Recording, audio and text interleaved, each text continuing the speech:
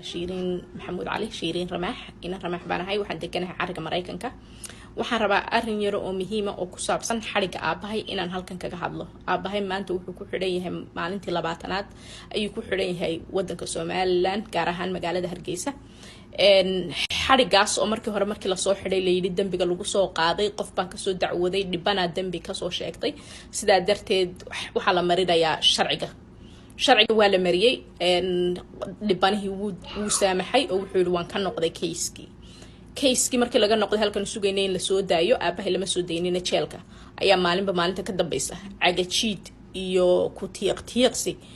loogu celinaya aanan garanay meel alaaliye meel ka socdo la leeyahay qaranka Soomaaliland buu xidhan yahay aabahay qaranka dambigu ka galay ayaan rabnaa inaan ogaano aabahay cid muu dilin aabahay muu jabhadaynin aabahay argagaxiso muu noqonin so dambiga lagu haysto ee inta leeg ee maalin walba la raadinayo in haddana wax meel ku qoran aan ahayn in warqad lahayn in meel ku salaysan yahay la garanaynin ayaan la yaabsanahay qaran baynu sheeganaynaa dimuqraadinimo aynu sheeganaynaa wadankii baanu ilaalinaynaa xeerarkii wadankan wali ilaalinaynaa aabahay isagoo wadanka jeelka ku jira ayuu haddana wadanka wali faa'iido ka raba uu ku leeyahay waxba ha dacwoonina Mareykanka uma baahnayna iiga dacwootaan loo yarahay qabanina UN taha ogeysiinina MBC-yada la hadlina uu wali wadankii isagoo la xajacla ka qaba laakiin waxa ayaan daraa dadka wadankii maamulaya in la xajaclada ka qabin wadankii aan kala jeclayn hadii dimuqraadinimada la inagala noqdo iyo hadii ictiraafkeena ay wax u dhinto dadkan maalin walba la iska xidhxidhaya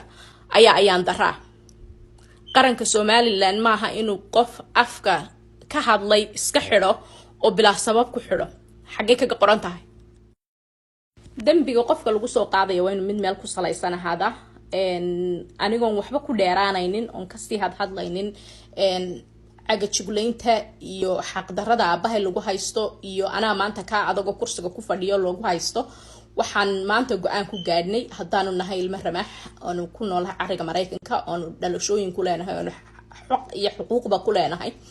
oo ixtiraam ku leenahay inaanu aabahay uga dacwoono halkan inaanu laba lawyer oo international lawyers uga qabano inaanu American Embassy sida ugu degdega badan ee American Embassy da Ethiopia joogta sida ugu degdega badan la inay aabahay la xiriiraan Hargeysa ugu tagaan